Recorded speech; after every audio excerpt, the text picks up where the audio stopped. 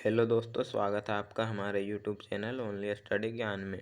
आज हम 12th class economics का सेकंड चैप्टर राष्ट्रीय आय का लेखांकन पढ़ने वाले हैं, जिसमें हमारा पहला टॉपिक है अर्थव्यवस्था में उत्पादित वस्तुओं के प्रकार।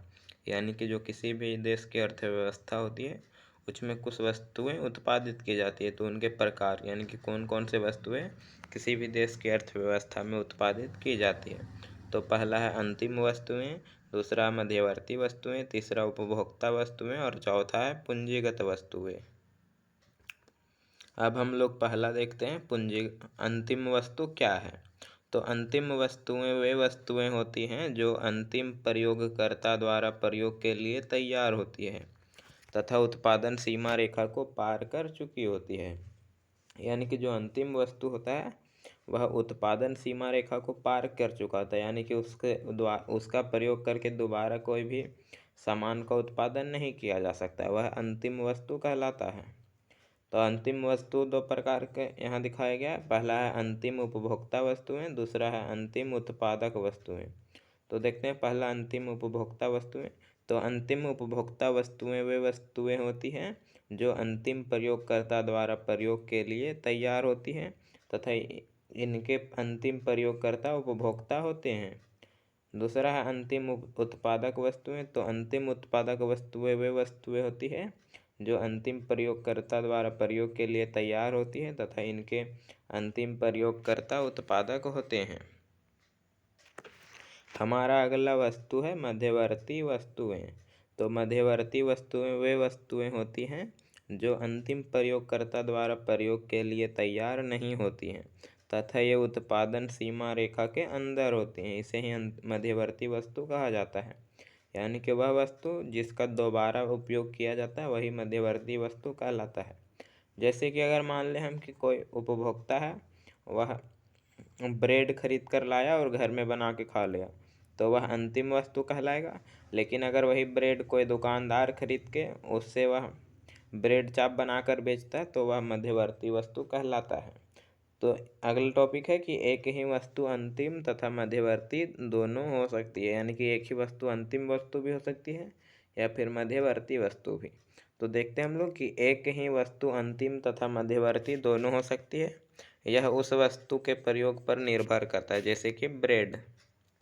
तो जैसे दूसरा उदाहरण से अगर समझे तो जैसे यदि आटे का उपयोग एक प्रयोग जो है वह एक बिस्किट बनाने में के लिए कच्चे माल के रूप में किया जाता है, तो यह एक मध्यवर्ती वस्तु होगा, क्योंकि आटा मध्यवर्ती वस्तु होगा, बिस्किट अंतिम वस्तु होगा।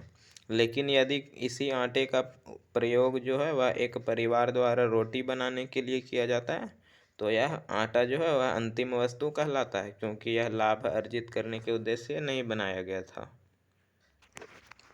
अगला टॉपिक हमारा है अंतिम वस्तुओं तथा मध्यवर्ती वस्तुओं में अंतर। तो हम लोग देख लेते हैं अंतिम वस्तु क्या है। तो इन्हें कच्चे माल के रूप में प्रयोग नहीं किया जा सकता अंतिम वस्तु का। दूसरा पॉइंट है कि ये उत्पादन सीमा रेखा को पार कर चुकी होती है। तीसरा है इन वस्तुओं को पुनः बिक्री नहीं किया जा सकता है। चौथा है इन वस्तुओं के मूल्य में कोई वृद्धि नहीं होती है, यानी कि मूल्य वृद्धि नहीं की जानी होती है। पांचवा है कि इन वस्तुओं के अंतिम मूल्य को राष्ट्रीय आय में शामिल किया जाता है। जो अंतिम वस्तुएं होती हैं उनकी कीमत को राष्ट्रीय आय में शामिल किया जाता है। अब अगर हम मध्यवर्ती वस्तु की बात करें तो इन्हें कच्चे माल के रूप में प्रयोग किया जाता है दोबारा, और ये उत्पादन सीमा रेखा को पार नहीं कर चुकी होती है। इन वस्तुओं को पुनः बिक्री की जा सकती है और इन वस्तुओं के मूल्य में मूल्य वृद्धि की जानी होती है। और इन वस्तुओं को जो है वह राष्ट्रीय आय में शामिल नहीं किया जाता है, क्योंकि इसे अगर शामिल किया जाएगा तो फिर राष्ट्रीय आय में दोहरी गणना की समस्या उत्पन्न हो सकती है। अगला टॉपिक हमारा है उपभोक्ता वस्तुएं। यानी कि उपभोक्ता वस्तुएं क्या हैं। तो उपभोक्ता वस्तुएं वह वस्तुएं होती है जो मानवीय आवश्यकताओं की प्रत्यक्ष संतुष्टि करती है, उन्हें ही उपभोक्ता वस्तु कहा जाता है। तो जो उपभोक्ता वस्तु होते हैं उसके प्रकार देख लेते हैं हम लोग। तो पहला है टिकाऊ वस्तु। यानी कि टिकाऊ वस्तुएं ऐसी उपभोक्ता वस्तुएं होती हैं जिनका प्रयोग कई वर्षों तक किया जा सकता है तथा इन वस्तुओं की जो कीमत होती है वह भी अधिक होती है।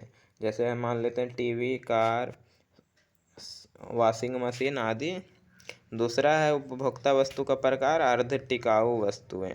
तो अर्ध टिकाऊ वस्तुएं ऐसी उपभोक्ता वस्तुएं होती है जिनका प्रयोग 1 वर्ष या उससे से थोड़े अधिक समय तक के लिए किया जाता है तथा इन वस्तुओं की कीमत जो होती है वह कम होती है, जैसे कपड़े, क्रोकरी आदि समझ लेते हैं।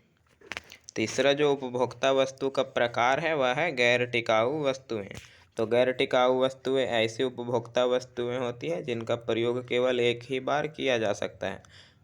उन्हें एकल प्रयोग वस्तुएं भी कहा जाता है, गैर टिकाऊ वस्तुओं को, जैसे कि दूध, पेट्रोल, डबल रोटी आदि। चौथा जो उपभोक्ता वस्तु का प्रकार है वह है सेवाएं।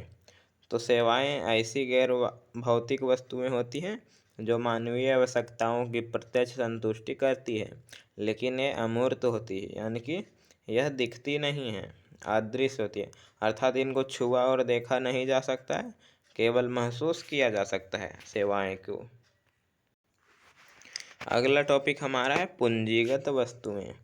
तो जो पूंजीगत वस्तुएं होती है वह उत्पादन की स्थिर परिसंपत्तियां होती हैं, यानी कि फिक्स्ड एसेट्स होती हैं जिन्हें कई वर्षों तक प्रयोग किया जा सकता है और इनका मूल्य भी उच्च होता है। और इन वस्तुओं को प्रयोग करने से इनके मूल्य में कमी होती है, अर्थात इनका मूल्य ह्रास होता जाता है। जैसे कि मशीन और प्लांट, मशीन में टूट फूट होती रहती है जिस कारण उसके मूल्य में कमी होती जाती है। अगला टॉपिक है कि सभी मशीनें पूंजीगत वस्तुएं नहीं होती, यानी कि पूंजीगत वस्तुएं में तो मशीन को रखा गया, प्लांट को, लेकिन सभी मशीनें पूंजीगत वस्तु के अंतर्गत नहीं आते हैं। जैसे देख लीजिए, कोई मशीन जो है वह पूंजीगत है या नहीं है, यह उस मशीन के प्रयोग पर निर्भर करता है कि उस वस्तु का अंतिम प्रयोगकर्ता कौन है। जैसे एक दर्जी की दुकान में रखी गई सिलाई मशीन उस दर्जी के लिए अस्थिर परिसंपत्ति है, इसलिए यह एक पूंजीगत वस्तु है। लेकिन यदि यही मशीन एक परिवार द्वारा अपने घर में परिवार के लिए प्रयोग की जा रही है तो यह पूंजीगत वस्तु नहीं है, तब यह उपभोक्ता वस्तु कहलाएगी। अगला टॉपिक है कि सभी पूंजीगत वस्तुएं जो होती है वह उत्पादक वस्तुएं होती है, लेकिन सभी उत्पादक वस्तुएं पूंजीगत वस्तुएं नहीं होती हैं। तो देख लेते हैं हम कि उत्पादक वस्तुएं वे वस्तुएं होती हैं जिनका प्रयोग उत्पादन प्रक्रिया में होता है। सभी पूंजीगत वस्तुएं उत्पादक वस्तुएं होती हैं क्योंकि जो पूंजीगत वस्तुओं का प्रयोग है से उत्पादन प्रक्रिया में किया जाता है। जैसे कि मशीन एक पूंजीगत वस्तु है और उत्पादक वस्तु दोनों भी है। अगला पॉइंट है यहाँ पे कि उत्पादक वस्तु, सभी उत्पादक वस्तुएं पूंजीगत वस्तुएं नहीं होती हैं क्योंकि जो पूंजीगत वस्तुओं का प्रयोग होता है वह उत्पादन प्रक्रिया में बार बार किया जाता है। जैसे कि कच्चा माल एक उत्पादक वस्तु है क्योंकि इसका प्रयोग उत्पादक प्रक्रिया में होता है, लेकिन यह एक पूंजीगत वस्तु नहीं है क्योंकि इसका प्रयोग जो है वह उत्पादन प्रक्रिया में बार बार नहीं होता है। जो कच्चा माल है उसे एक बार प्रयोग किया गया तो वह ख़त्म हो जाता है, फिर दूसरा कच्चा माल आता है। तो इस तरह समझ सकते हैं हम। अगला टॉपिक हमारा है निवेश। तो देख लेते हैं हम निवेश यानी कि इन्वेस्टमेंट क्या है। तो यह जो निवेश है वह एक निश्चित समय में पूंजीगत वस्तुओं के स्टॉक में वृद्धि निवेश कहलाता है। यानी कि जब पूंजीगत वस्तु के स्टॉक में वृद्धि किया जाता है तो वह निवेश कहलाता है। इसे पूंजी निर्माण या फिर विनियोग भी कहा जाता है। जो निवेश है उसे विनियोग भी कहा जाता है। यहाँ पे जो आई है वह चेंज इन के को दिखा रहा है और इन्वेस्टमेंट और फिर के है पूंजी। यहाँ पे आप देख सकते हैं इसका अगर फॉर्मूला की बात करें निवेश क्या है, तो जो निवेश इज इक्वल टू होता है वह होता है चेंज इन के, यानी कि के में परिवर्तन। यहाँ पे यह त्रिभुज का चिन्ह होगा, यहाँ पर जो यह यहाँ पे है वह त्रिभुज होगा। चेंज इन के होता है, I is equal to change in K, यानी कि डेल्टा, यहाँ पे जो त्रिभुज है वह डेल्टा है जिसका अर्थ होता है चेंज। तो इस तरह अगला टॉपिक हमारा है सकल निवेश। जो निवेश होता है उसी के अंतर्गत आता है सकल निवेश। तो सकल निवेश क्या है, तो एक निश्चित समय अवधि में पूंजीगत वस्तुओं के स्टॉक में कुल वृद्धि जो होती है वह सकल निवेश कहलाती है। इसमें मूल्य ह्रास जो है वह शामिल होता है। इसमें दूसरा पॉइंट है निवल निवेश। तो निवल निवेश क्या है, तो एक अर्थव्यवस्था में एक निश्चित समय अवधि में पूंजीगत वस्तुओं के स्टॉक में जो शुद्ध वृद्धि होती है उसे ही निवल निवेश कहा जाता है।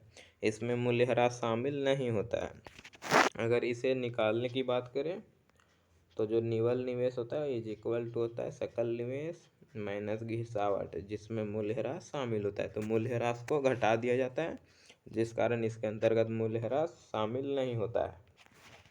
अगला टॉपिक हमारा है निवेश के घटक। तो जो निवेश के घटक होते हैं वह दो है, पहला स्थिर निवेश, दूसरा माल सूची निवेश। तो देखते हैं हम स्थिर निवेश।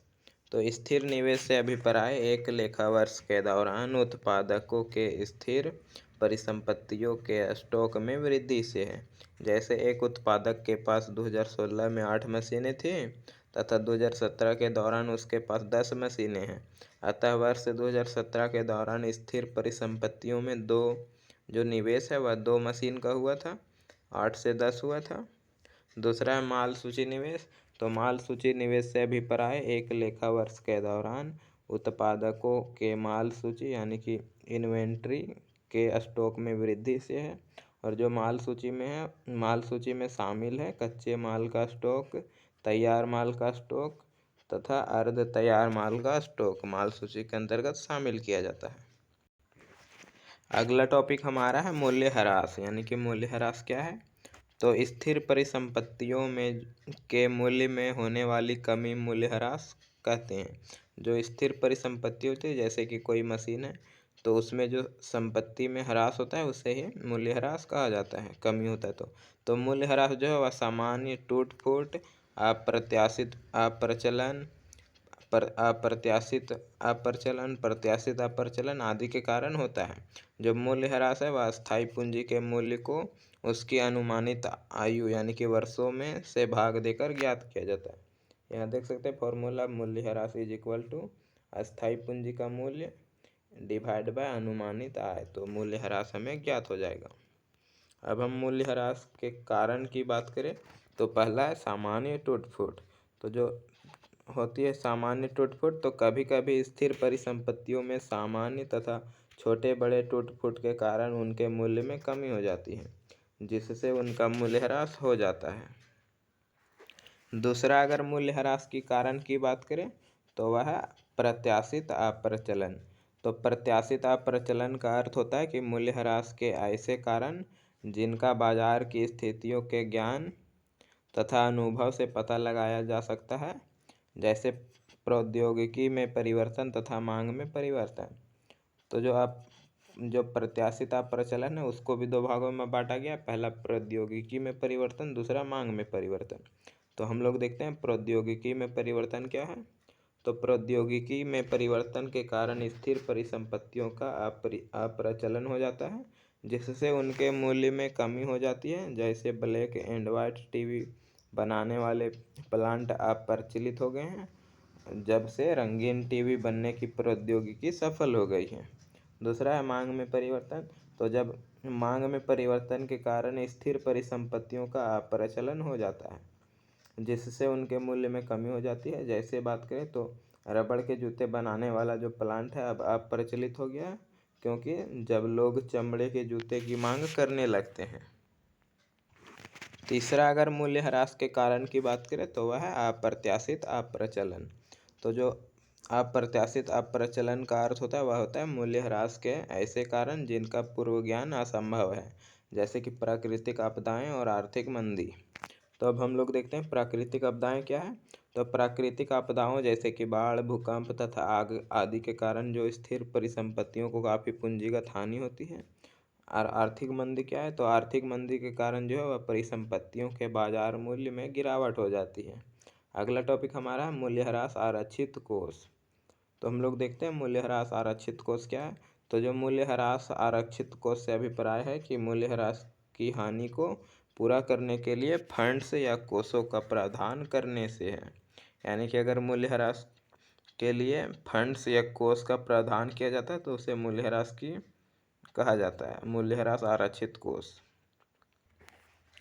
हमारा अगला टॉपिक है आर्थिक सीमा। तो यह सरकार द्वारा प्रशासित व भौगोलिक सीमा है जिसमें व्यक्ति, वस्तु व पूंजी का स्वतंत्र प्रवाह होता है।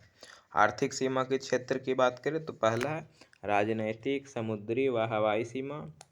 दूसरा, विदेशों में स्थित दूतावास, वाणिज्य दूतावास और सैनिक प्रतिष्ठान और राजनयिक भवन आदि। तीसरा, जहाज तथा वायुयान जो दो देशों के बीच आपसी सहमति से चलाए जाते हैं। चौथा, मछली पकड़ने की नौकाएं, तेल व गैस निकालने वाले यान तथा तैरने वाले प्लेटफॉर्म जो देशवासियों द्वारा चलाए जाते हैं। अगला टॉपिक हमारा सामान्य निवासी। तो किसी देश का सामान्य निवासी उस व्यक्ति अथवा संस्था को माना जाता है जिसके आर्थिक हित उसी देश की आर्थिक सीमा में केंद्रित हो, जिसमें वह सामान्यतः 1 वर्ष से रहता है, उसे सामान्य निवासी का दर्जा दिया जाता है। अगला टॉपिक है उत्पादन का मूल्य। तो एक उत्पादन इकाई द्वारा एक लेखा वर्ष में उत्पादित सभी वस्तुओं व सेवाओं का जो बाजार मूल्य होता है उसे उत्पादन का मूल्य कहा जाता है। जो उत्पादन का मूल्य होता है वह उसका होता है फॉर्मूला, उत्पादन का मूल्य इज इक्वल टू बेची गई इकाई जितना बेचा गया है इनटू बाजार कीमत जितने कीमत पर बेचा गया है, और उसमें जोड़ा जाता है स्टॉक में जो परिवर्तन होता है। स्टॉक में जो परिवर्तन होता है वह 2 होता है। पहला प्रारंभिक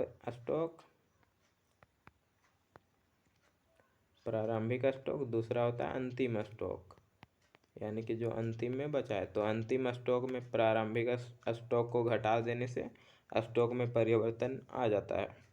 अगला टॉपिक हमारा साधन आय। तो साधन आय क्या है? तो उत्पादन के साधनों जैसे कि श्रम, भूमि, पूंजी तथा उद्यम द्वारा जो होता है, श्रम के साधनों द्वारा उत्पादन प्रक्रिया में प्रदान की गई सेवाओं से प्राप्त आय को साधन आय कहा जाता है, जैसे कि वेतन व मजदूरी, किराया, ब्याज आदि। अगला टॉपिक है हस्तांतरण भुगतान। तो यह एक पक्षीय भुगतान होता है। जो हस्तांतरण भुगतान है वह एक पक्षीय है, यानी कि एक तरफ से, जिनके बदले में कुछ नहीं मिलता, यानी कि यह ऐसा भुगतान होता है जिनके बदले में व्यक्ति को कुछ प्राप्त नहीं होता है। बिना किसी उत्पादन सेवा के प्राप्त आय होते हैं जो हस्तांतरण भुगतान होते हैं, जैसे वृद्धा पेंशन, वृद्धावस्था में जो पेंशन मिलता हुआ, कर, छात्रवृत्ति आदि। यानी कि हम छात्रवृत्ति की बात करें तो हम लोग को छात्रवृत्ति अगर सरकार देती है तो हम लोग उसे कुछ नहीं देते हैं वापस, तो यह एक पक्षीय भुगतान हो गया। अगला टॉपिक है पूंजीगत लाभ। तो जो पूंजीगत संपत्तियों तथा वित्तीय संपत्तियों के मूल्य में जो वृद्धि होती है, जो समय बीतने के साथ होती है वृद्धि, और यह क्रय मूल्य से अधिक मूल्य होता है, इसे ही पूंजीगत लाभ कहा जाता है, और यह संपत्ति की बिक्री के समय प्राप्त होता है। अगला टॉपिक हमारा है कर्मचारियों का पारिश्रमिक।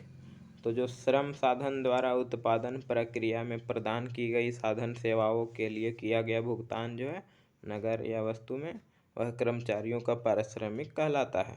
इसमें वेतन, मजदूरी, बोनस, नियोजकों द्वारा सामाजिक सुरक्षा में योगदान शामिल होता है। अगला टॉपिक है परिचालन अधिशेष। तो यह क्या है?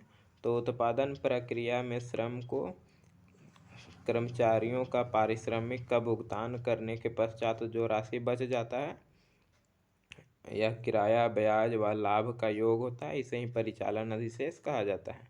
परिचालन अधिशेष का फॉर्मूला है परिचालन अधिशेष इज इक्वल टू किराया प्लस ब्याज प्लस लाभ।